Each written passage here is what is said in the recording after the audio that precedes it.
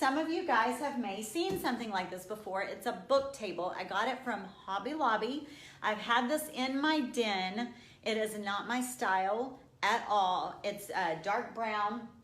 It's kind of cool. It's kind of tchotchke-ish, you know. It was $149.99, which is nuts to me, you know, because I'm a Facebook Craigslist marketplace shopper. I've painted one of these before. Okay, so that's the side. It looks like the pages of a book.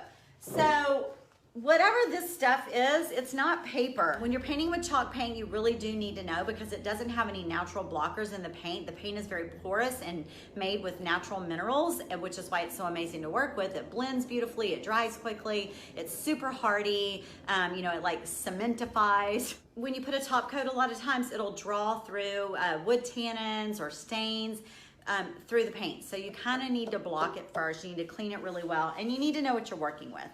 This is some kind of dyed, pleathery fabric. I give it a really good bath. I'm going to cover this whole thing in Boss White, Dixie Belle Boss White. Oh my goodness. And this, people, is why you do not wear things that you like when you're painting. Bummer, watch. Just a bummer. I'm gonna have to go buy myself another $5 tank at Target.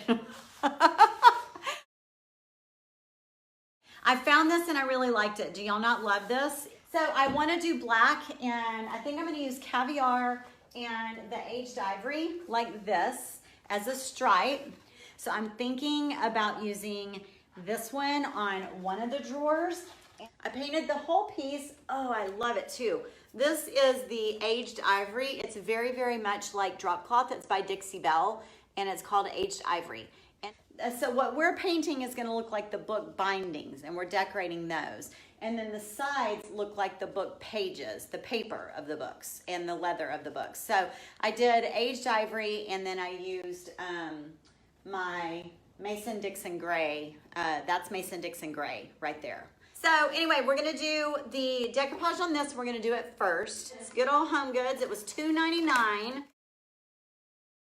I'm not gonna cut it perfectly, you guys. I'm just gonna cut right outside of that seam that I pressed. Okay, so it's a little bit big. I just wanna make sure that it's straight. I really, really, really like this paper. Now I'm gonna get my $16 tiny little baby iron. Little bitty. It's so cute. It's like a toy. And I am going to start ironing just like this. Okay, so let's see. Let me check. Little bitty.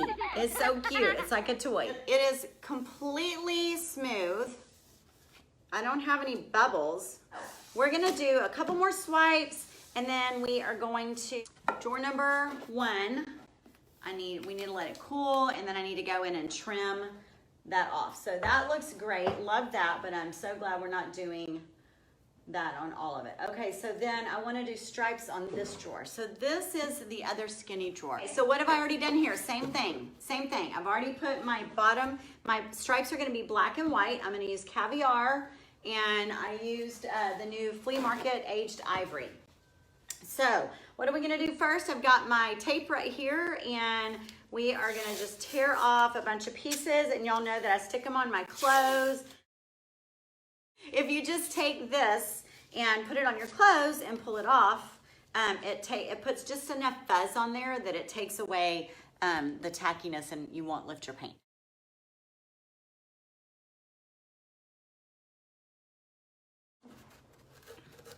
So here are my stripes.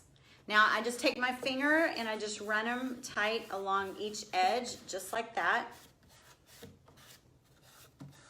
All the way across, make sure my tape is down really well.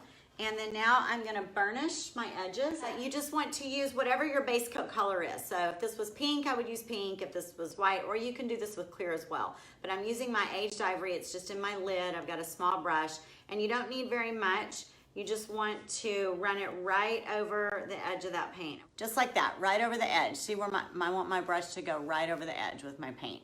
This is called burnishing your edge. And as long as this is dry, then we are gonna just paint the black stripes real quick. All right, so this part goes really fast.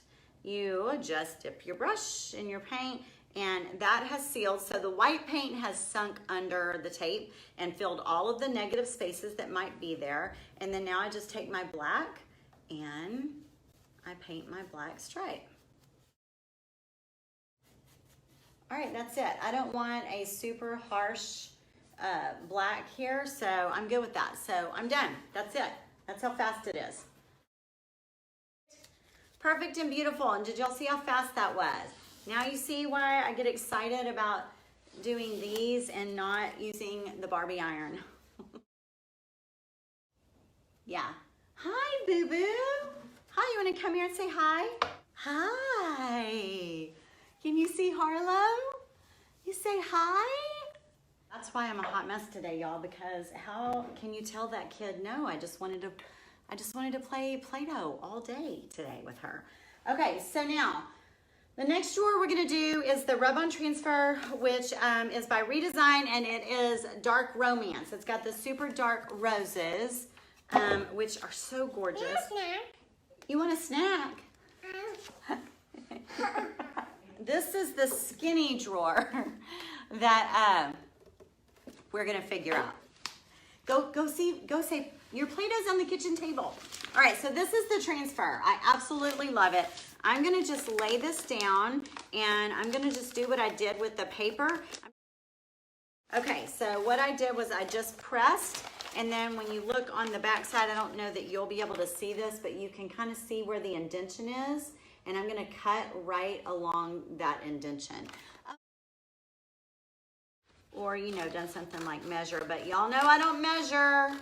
I don't measure anything. I eyeball everything. All right, I've got the drawer upside down and facing me. There we go. Here's my transfer.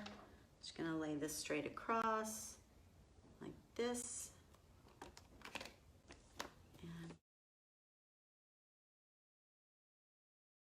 There are air bubbles, you guys. You can kind of hear them popping as you're rubbing, and you'll still have air bubbles left when you take this off, and I'll show you how I work through those too.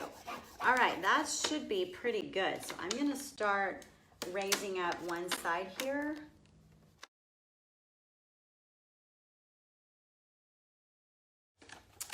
That is it, we're done. Yay.